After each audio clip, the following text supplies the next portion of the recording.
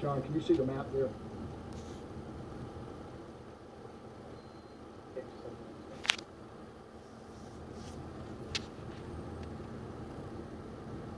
Hey, John, can you hear me now? Must have hard copies. Okay, Roger. I'm gonna continue based on that then, John. In the 48 hours prior to the strike, sensitive intelligence indicated that the compound at point number 1 on the map was being used by ISIS-K planners, used to facilitate future attacks. We were also receiving a significant number of reports indicating multiple avenues of attack which were being planned simultaneously, through which ISIS-K would attempt to harm our forces, including with rockets, suicide explosive vests, and vehicle-borne improvised explosive devices. In fact, in the 36 hours preceding the strike, our leaders on the ground, at the airport, and in the strike cell received more than 60 different pieces of intelligence related to imminent threats, with some intelligence corroborating and some conflicting, with events observed from our UAVs which were flying above Kabul throughout the day. One of the most recurring aspects of the intelligence was that ISIS-K would utilize a white Toyota Corolla as a key element in the next attack. Because the compound at point number 1 was our strongest lead for this series of imminent attacks, we initiated an intense surveillance of the compound with as many as 6 MQ-9 Reapers on the morning of 29 August. At 8:52 a.m. local time on 29 August, a white Toyota Corolla arrived at point number 1. The compound, we believed, and some conflicting, with events observed from our UAVs which were flying above Kabul throughout the day. One of the most recurring aspects of the intelligence was that ISIS-K would utilize a white Toyota Corolla as a key element in the next attack. Because the compound at point number 1 was our strongest lead for this series of imminent attacks, we initiated an intense surveillance of the compound with as many as 6 MQ-9 Reapers on the morning of 29 August. At 8:52 a.m. local time on 29 August, a white Toyota Corolla arrived at point number 1. The compound we believed to be a key area of interest associated with imminent threats to the airport. 2 adult males exited the vehicle, met with an adult male in the compound, and received a bag from him. The Corolla then departed the compound, heading south, and we followed the vehicle. At 9:05 a.m., the Toyota Corolla picked up a 3rd adult male carrying a bag at point number 2, and then continued south. At 9:35, the Corolla arrived at the compound at point number 3, which we now know to include an Office of Nutrition and Education International, and all 3 adult males in the vehicle entered the building on the compound. At 11:19 a.m., 3 adult males unloaded bags and jugs from the trunk of the vehicle before departing the compound at 11:22 a.m., heading south. At approximately this time, U.S. forces were notified of a sensitive intelligence collection indicating that an ISIS-K cell leader in Kabul was dropping off supplies. At 12:11 p.m., the Corolla arrived at point number 4, and at least 2 adult male occupants exited the vehicle in front of an office building before returning to their vehicle and departing at 1:27 p.m., heading west and then south. At 2 o'clock p.m., the Corolla returned to the compound at point number 3. Subsequently, multiple adult males were observed loading the trunk of the vehicle, with items assessed at the time to be explosives, before departing at 3:47 p.m. with 4 adult males heading north. At 4:11 p.m., the Corolla returned to point number 2 and dropped off 1 adult male carrying a bag, then continued north. After driving near point number 1, the Corolla dropped off 1 adult male on the road at point number 5, which was roughly several hundred meters north of point number 1.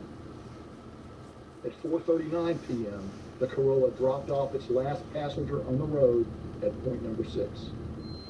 At 4:51 p.m., the Corolla arrived at point number 7 and backed into a compound that was approximately 3 kilometers from the airport, which was the closest it came to the airport all day.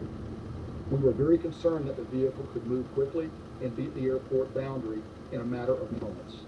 By this time, we had observed the vehicle for about 8 hours. While in the compound, the vehicle was observed being approached by a single adult male assessed at the time to be a co-conspirator.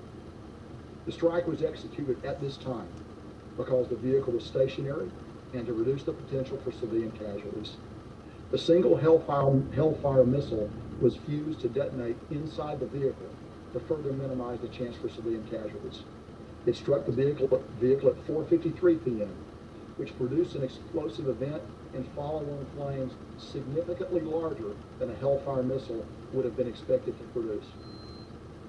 It is my assessment that leaders on the ground and the strike cell had achieved a reasonable certainty at the time of the strike to designate the vehicle as an imminent threat to U.S. forces at the airport, and that they made this self-defense strike in accordance with established rules of engagement.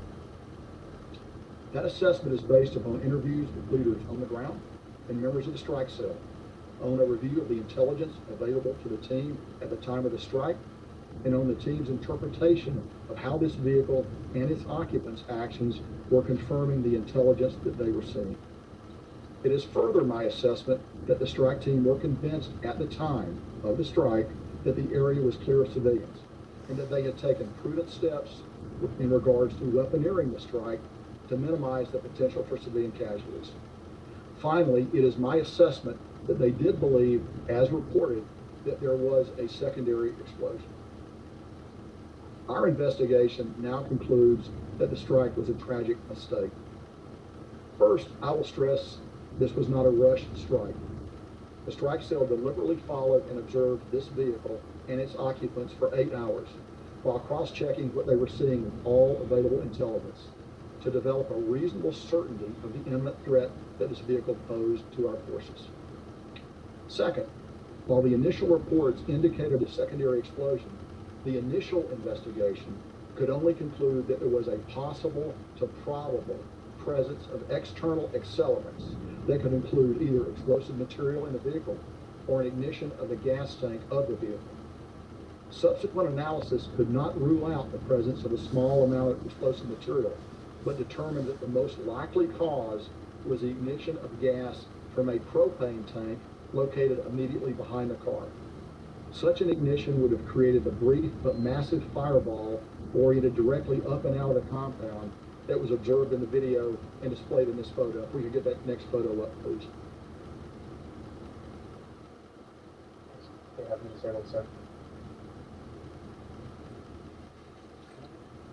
Finally, while the strike cell reported, John, can you hear me okay?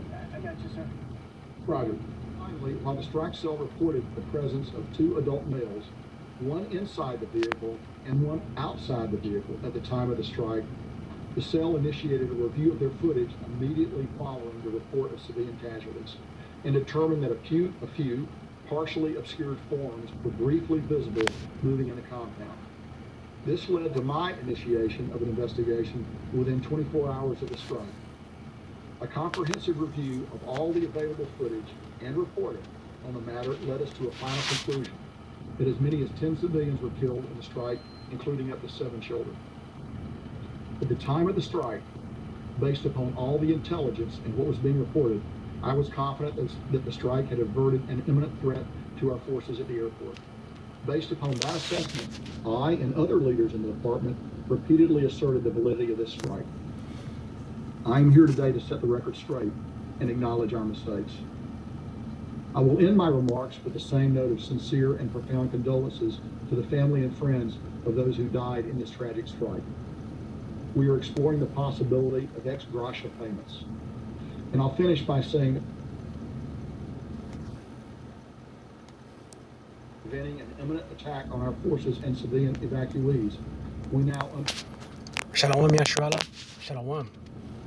Kalalayim, Allahayanawa, Yahawah, Bahasham, Yahawashi, Bahasham, Rawchaa, Qadash.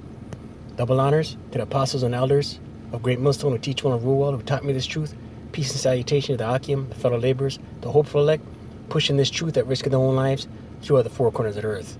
And to the Aquath listening and learning, Shalom. Through the spirit and power of Yahawashi, the title will come. But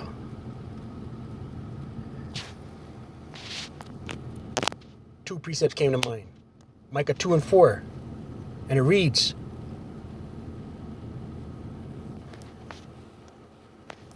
Micah 2 and 4. Just a quick hit, you know what I mean? Quick edification. Feed the sheep. Feed the lambs. Micah 2 verse 4, and it reads, in that day shall one take up a parable against you, and lament with a doleful lamentation, and say, we be utterly spoiled. He hath changed a portion of my people. How hath he removed it from me? Turning away, he hath divided our fields, right? And this is Esau, Edom, so-called white man, ruling class elites, banking families, right? They've done nothing but go forth and covet fields, spoken about in Micah 2 verse 2. Matter of fact, we'll get that as well. And they covet fields and take them by violence, and houses and take them away. So they oppress a man in his house, even a man in his heritage, right?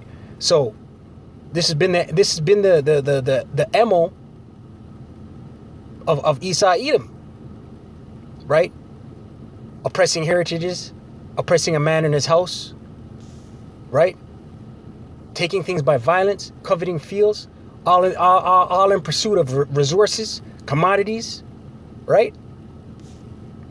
Right? And now, you know, they're coming forth and saying this was a mistake, right? And it's not looking good for America the Great, Babylon the Great, right? Last scripture. The earth, two precepts came to mind, you know, Micah 2 and 4, and you know, and the people, you know, the people are the people affected by this are gonna lament, are gonna mourn, you know, but ultimately it's the Most High, Yahawashi, putting the spirit on Esau, Edom to do these things, man, right? 'Cause ultimately this is gonna lead into World War III, right? Job 20 verse 27. We'll close out. Job 20 verse 27. And it reads, the heaven shall reveal his iniquity, and the earth shall rise up against him. Right, so Esau, Edom's being exposed. America the Great, Babylon the Great is being exposed. Right, and all these other nations are going to rise up against America the Great, Babylon the Great.